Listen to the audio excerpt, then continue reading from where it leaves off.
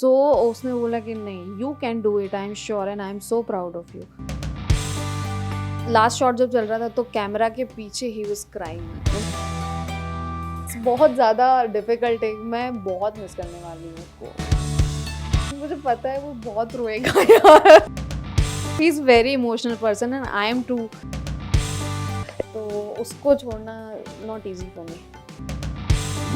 नील भाई से बात किया था आपने जब ये कंफर्मेशन देने के पहले, उनके क्या क्या एडवाइस थे, क्या टिप? वो बहुत खुश था मुझसे ज़्यादा, एक्चुअली सच बताऊं वो ज़्यादा खुश था कि अरे अच्छी अपॉर्चुनिटी ले ले, तू ऐसा कर ले, तू कर पाएगी, मुझे पता है बिकॉज स्मार्ट जोड़ी में बहुत सारे टास्क हमने किए। तो ही सॉ मी देयर कि यार you are very competitive, you are very aggressive when you do the task and all. So उसने बोला कि नहीं, you can do it, I am sure and I am so proud of you. So किया मैंने। क्योंकि वो आपसे ज्यादा खुश भी होते हैं और वो आपसे ज्यादा दुखी भी होते हैं। उनके जो पोस्ट आ गए थे ना, that was really emotional after your post and your announcement that you leaving that. वो 2-3 दिन जब तक खतरा नहीं आया था, आप दोनों कैसे थे? मतलब क्या बहुत ज़्यादा नील घर का माहौल तो क्या, मतलब मेरी मदर इन लॉ भी बहुत इमोशनल हो गई थी, मैं भी इमोशनल थी। सबसे ज़्यादा इमोशनल नील था क्योंकि लास्ट शॉट जब चल रहा था तो कैमरा के पीछे ही वाज क्राइंग और मुझसे देखा नहीं जा रहा था, क्योंकि यार शुरू से लेकर इतना 2.5 साल हो गए साथ में, सब कुछ अच्छे से निकल गया, स्मूथली निकल गया, शादी हो गई, 1.5 ईयर हो गया, तो अब जाके I am leaving the show and her shot के बाद बीच में मिलने आ जाना, मशी मूवमेंट्स हो जाना, छोटे से क्यूट सी चीज़ें, साथ में खाना खाना, तो वो बहुत उसको बहुत ज़्यादा मिस कर रहा था कि मैं अब रील वो तो बन जाती थी, we don't plan it but बन जाती थी। अभी कितने टाइम हो गया नहीं बनाई, मैंने अच्छा याद दिलाया। there was a line which really made me emotional, your line, कि शो में हम दो अनजानों की तरह मिले। Yes. You write that in that post. मैं हिंदी में ही बोलूँगा, it was your English on the top of the world. अरे नहीं, कि दो अनजानों की तरह मिलना और फिर वो रिश्ता इतना आगे बढ़ना कि अब एक साथ पैकअप के बाद Yes. you know, husband wife। तो वो चीज़ तो थी ना यार कि आप अलग अलग जगह से आए हो, एक ही शो में मिले हो और साथ में क्या लेके जा रहे हो, family. Yes, so I am taking my family with me. जाना तो घर पे ही है।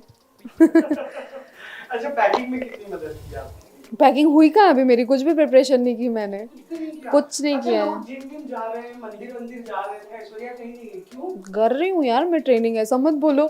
Just because I am not posting anything that doesn't mean I am not doing anything. मेरी प्रिपरेशन चालू है, मैंने किया है, मतलब अभी 2-3 दिन ही हुए हैं जस्ट ट्रेनिंग स्टार्ट हो, क्योंकि लास्ट मोमेंट था मेरे लिए और बहुत जल्दी ऐसा हो रहा है ना। और मेरे साथ ऐसा ही होता है कि मेरी लाइफ का कोई भी डिसीजन होता है, कुछ भी बड़ी चीज़ आती है तो क्विक और एंड मोमेंट पे होती है। शादी भी आप लोग की बड़ी ऐसे ही हुई थी मेरा, मतलब जब से गुम मिला मैं भाग रही हूँ। मैं भाग ही रही हूँ, मेरी शादी भी भागते भागते हुई है। यू वोंट बिलीव, मेरा रिसेप्शन का जो ड्रेस था वो मेरे रिसेप्शन वाले दिन 4 बजे आया शाम को। मैं इतनी टेंशन में थी कि मैं क्या करूँगी, क्या पहनूंगी, मैं तो नहीं आ रही, तो जा।